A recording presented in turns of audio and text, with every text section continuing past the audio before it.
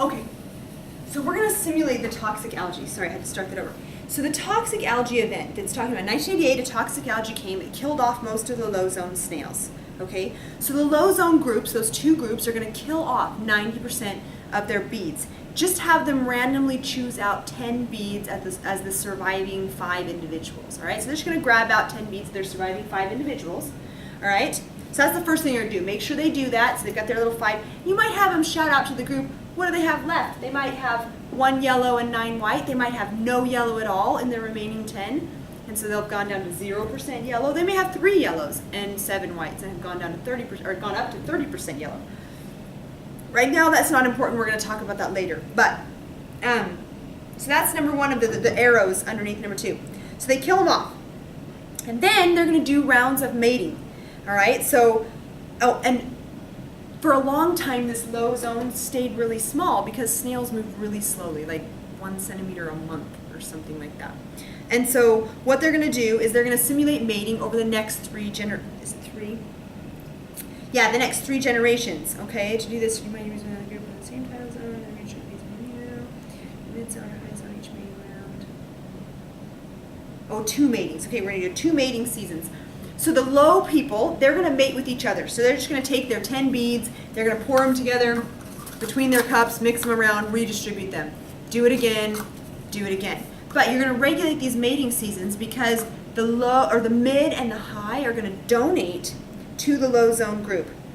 All right, so each time these guys mate with each other, they'll evenly distribute, and then they'll choose out of each of their cups 10 individual or 10 beads, 5 individuals, and they're going to walk over to one of the low zone people and dump it in their cup.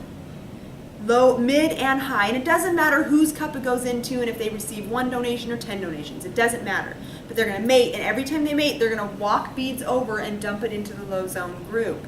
So over time, we're going to get this change in the low zone group, okay? And so they're going to do that over two matings, and then they're going to count. So everybody's just going to dump their beads on the table and count up their proportions, all right?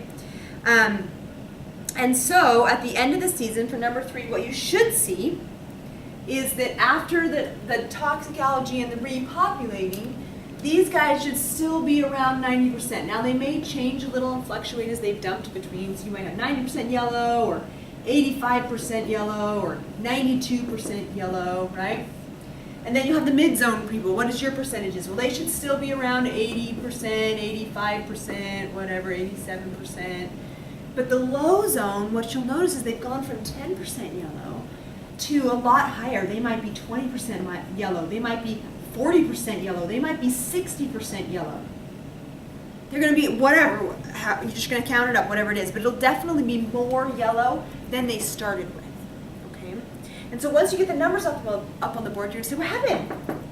How did they end up so high in their yellows? Well, it's obvious. They had migration of mid and high zone snails into their populations. All right? So you're going to introduce, so let's see. If it changes, what caused that change? Well, it was migration. It was influx of people, of individuals. And so that's another one of our assumptions. If we're going to stay the same, you can't have genes flowing between populations. So no gene flow. Now, what is gene flow? There's 2 types of gene flow. Immigration, which is in, right? And emigration or emigration, which is out. So you can't have people coming in and you can't have people going out. So you could explain a little bit of the fluctuation you saw here because they had emigration. They had people leaving, and if the people weren't representative of the population, it might actually change the population numbers, okay? All right, so number 4 says compare your numbers with others. How has it changed? How has it stayed the same? So then they're going to do the next thing. So the high tide zone snails are often subjected to desiccating conditions up here, whereas the low zone are always underwater. It turns out that the yellow allele, it's actually the 120 allele, okay, the yellow allele is more heat stable than the white allele. And the white allele is better underwater than the yellow allele. So you're going to ask them to predict what they think might happen over time to their population percentages, okay, given that. And give them a second to think about it. What's going to happen over time? So this is number 5, okay? What do you think will occur? Well, if they're thinking about this, they should predict that this, all of these yellow ones that came down into here, they're not going to do very well, right? Because the yellow allele is not as good underwater. And so this is probably going to go back to 10% over time, or less. Is this going to change? Probably not. It's going to be mostly yellow, all right? And same thing here. This is going to be mostly yellow. So you shouldn't predict any changes in the top, but down here it's going to go back to mostly yellow. That's probably what's going to happen, okay? So that's our prediction. We predict it's going to do this. Why did you predict it's going to do that? That's the key, all right?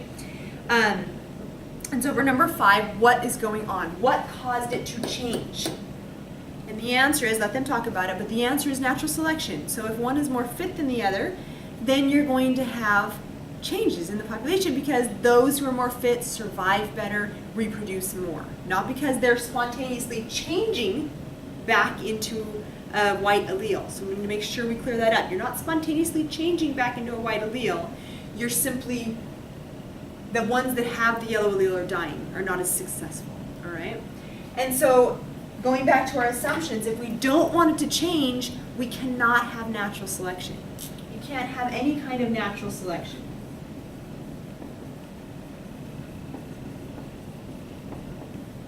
Okay.